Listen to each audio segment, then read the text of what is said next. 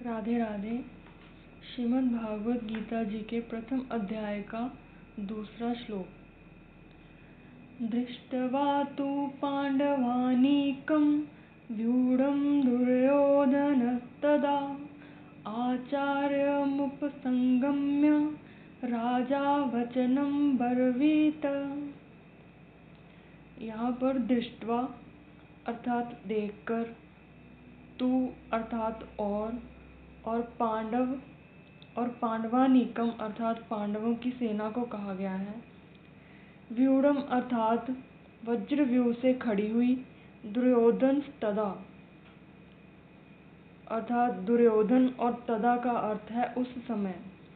आचार्य मुपसंगम्य आचार्यम द्रोणाचार्य के, उपसंगम्य पास जाकर, राजा अर्थात राजा, वचनम अर्थात वचन, ब्रवीत अर्थात बोला। उस समय वज्रव्यूह से खड़ी हुई पांडव सेना को देखकर और द्रोणाचार्य के पास जाकर राजा दुर्योधन वचन बोला। सबसे पहले यहाँ तदा का अर्थ बताते हुए कहते हैं, जिस समय दोनों सेनाएं युद्ध के लिए खड़ी हुई थी उस समय की बात संजय यहाँ तदा पद से कहते हैं। कारण कि धृतराष्ट्र का प्रश्न था, युद्ध की इच्छा वाले मेरे और पांडु के पुत्रों ने क्या किया, इस विषय को सुनने के लिए ही है। दृष्ट्वा पांडवानीकम व्यूढ़म, पांडवों की वज्रव्यूह से खड़ी सेना को देखने का तात्पर्य है कि पांडवों की सेना बड़ी ही सुचारू रूप से और एक ही भाव से खड़ी थी, अर्थात उसके सैनिकों में दो भाव नहीं थे, मतभेद नहीं था किसी में भी। उनके पक्ष में धर्म और भगवान श्री कृष्ण थे। जिसके पक्ष में धर्म और भगवान होते हैं उसका दूसरों पर बड़ा असर पड़ता है, मतलब अच्छा प्रभाव पड़ता है।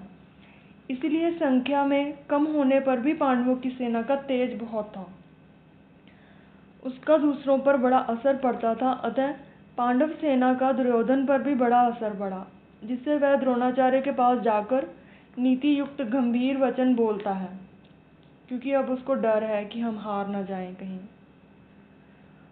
राजा दुर्योधन को राजा कहने का तात्पर्य है यहाँ पर कि धृतराष्ट्र का सबसे अधिक अपनापन दुर्योधन में ही था। परंपरा की दृष्टि से भी युवराज दुर्योधन ही था और राज्यकाज भी सारे दुर्योधन ही संभालता था। धृतराष्ट्र तो नाम मात्र के राजा थे। युद्ध होने में भी मुख्य हेतु दुर्योधन ही था और इसी कारणों से संजय ने दुर्योधन के लिए राजा शब्द का प्रयोग किया। आचार्यमुपसंगम्य, दुर्योधन के पास जाने में मुख्यतः तीन कारण मालूम देते हैं। सबसे पहला, अपना स्वार्थ सिद्ध करने के लिए, अर्थात द्रोणाचार्य के भीतर पांडवों के प्रति द्वेष पैदा करने के लिए, उनको अपने पक्ष में विशेषता से करने के लिए दुर्योधन द्रोणाचार्य के पास गए। और दूसरा कारण था व्यवहार में गुरु के नाते आदर देने के लिए भी द्रोणाचार्य के पास जाना उचित था। और तीसरा कारण था मुख्य व्यक्ति का सेना में यथास्थान खड़े रहना बहुत आवश्यक होता है, अन्यथा व्यवस्थाएं बिगड़ जाती हैं। इसीलिए दुर्योधन का द्रोणाचार्य के पास खुद जाना ही उचित था। यह शंका हो सकती है कि दुर्योधन को जो पितामह भीष्म के पास जाना चाहिए था, क्योंकि वो सेनापति थे, पर दुर्योधन गुरु द्रोणाचार्य के पास ही क्यों गया। इसका समाधान यह है कि द्रोण और भीष्म दोनों उभय पक्षपाती थे, अर्थात वे कौरव और पांडव दोनों का ही पक्ष रखते थे। उन दोनों में भी द्रोणाचार्य को ज्यादा राजी करना था, क्योंकि द्रोणाचार्य के साथ दुर्योधन का गुरु के नाते तो स्नेह था, पर कुटुंब के नाते स्नेह नहीं था। और अर्जुन पर द्रोणाचार्य की विशेष कृपा भी थी, अतः उनको राजी करने के लिए दुर्योधन का उनके पास जाना ही उचित था। व्यवहार में भी यह देखा जाता है कि जिसके साथ स्नेह नहीं, उससे अपना स्वार्थ सिद्ध करने के लिए मनुष्य उसको ज्यादा आदर देकर राजी करता है। दुर्योधन के मन में यह विश्वास था कि भीष्म जी तो हमारे दादा ही हैं, अतः उनके पास जाऊं तो भी कोई बात नहीं और ना जाऊं तो भी। ना जाने से अगर वे नाराज भी हो जाएंगे तो मैं किसी तरह उनको राजी कर लूंगा। कारण कि पितामह भीष्म के साथ दुर्योधन का कौटुंबिक संबंध स्नेह था। भीष्म का भी उसके साथ कौटुंबिक संबंध और स्नेह था, इसलिए भीष्म जी ने दुर्योधन को राजी करने के लिए जोर से शंख बजाया था। अगला शब्द है वचनम ब्रवीत। यहाँ अब्रवीत कहना ही प्राप्त था, क्योंकि अब्रवीत क्रिया के अंतर्गत ही वचनम आ जाता है, अर्थात दुर्योधन बोलेगा तो वचन ही बोलेगा ना, इसीलिए यहाँ वचनम शब्द की आवश्यकता ही नहीं थी। फिर भी वचनम शब्द देने का तात्पर्य है कि दुर्योधन नीति युक्त गंभीर वचन बोलता है,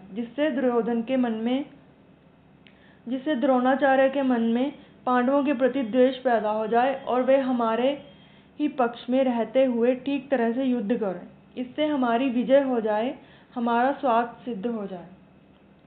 तो इस श्लोक में हमको दो बातें सीखने को मिलती हैं कि जैसे पहले बताया गया है कि पांडवों की जो सेना है वो वज्रव्यूह से खड़ी हुई है, तो जो भी कार्य करना हो उसमें चीज़ें अगर सुचारू रूप से सही तरीके से खड़ी हों, रखी गई हों और धर्म पूर्वक हों, तो उससे हमेशा हमारे स्वार्थ की जो हमने जिसके लिए वो कार्य शुरू किया है वो पूर्ण ही होता है, और विशेषतः जब भगवान उसमें सम्मिलित होते हैं तो भगवान को हर कार्य में सम्मिलित करना ही चाहिए।